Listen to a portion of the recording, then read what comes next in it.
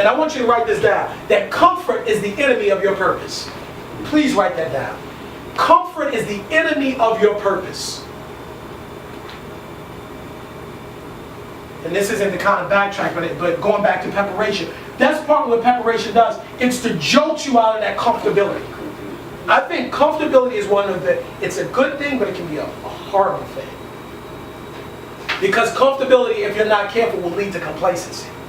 And now I'm fine in this arena. I'm going to take questions for the end of that. I'm fine in this one arena. I'm comfortable. If you ask a lot of people, well, how much money do you want to make? I want enough to be what? To be rich. No, most people say comfortable. Most people say comfortable. They live a comfortable life. They want to be comfortable. But what does that even mean? But what happens is we live at this state of perpetual comfortability rather than, when you think about it, it is the problem.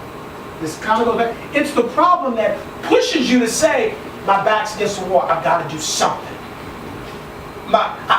There's something that's got to change. The first step, and people who've done any type of program for an outward addiction, no, they say the first step is to realize you have a problem, and it's also to get sick and tired of being sick and tired. I've got to, because I can't be tolerant anymore of this situation.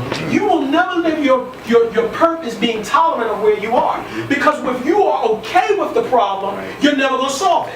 If you're okay with the level that you're at, you're never going to move to the next level, because it's fine. I'm right at the I got a good job, and I'm a supervisor, and I'm cool with that. I don't want to be a manager. I don't want to get any higher. I remember this was so interesting to me. Obviously, we don't have time to watch it in this class, and if I get the title, I'll give it to you.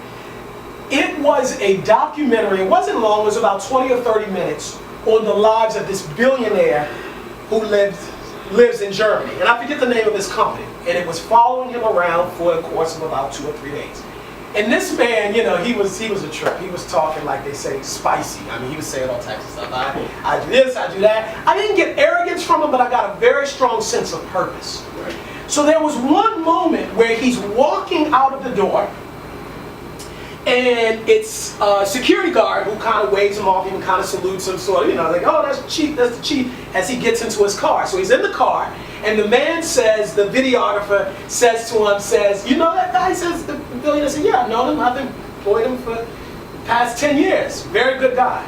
And he says, okay, how much does he make? And he's going in euros. I think he said he made 20,000 euros a year, which is about, maybe at that time, 30,000 American dollars. And he's like, and you're worth 30 billion. Do you think that's fair? And then the man gets quiet, and he says, absolutely. He said, absolutely. He said, think about it. He said, for the past 30 years, I've never taken a day off. I had a hernia, and I came to work and worked through it.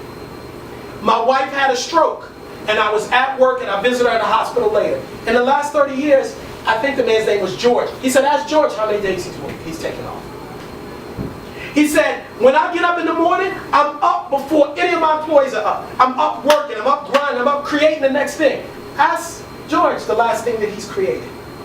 And so he's going down the list. I mean, I can't do it as well as he did. He's going down the list of all the things that he does. And then he says, but think about it. George doesn't want my life either. Now I'm watching this like, this man is ultra, this just sounds wrong, feels wrong. So toward the end of the documentary, they go to George. Now they don't tell George what the billionaire's been saying. They asked George, they said, George, how's your life? He said, my life is good. I have a comfortable life. They said, well, how much do you make if you don't mind? He said, well, I don't mind telling you. I make about 20,000 euros a year.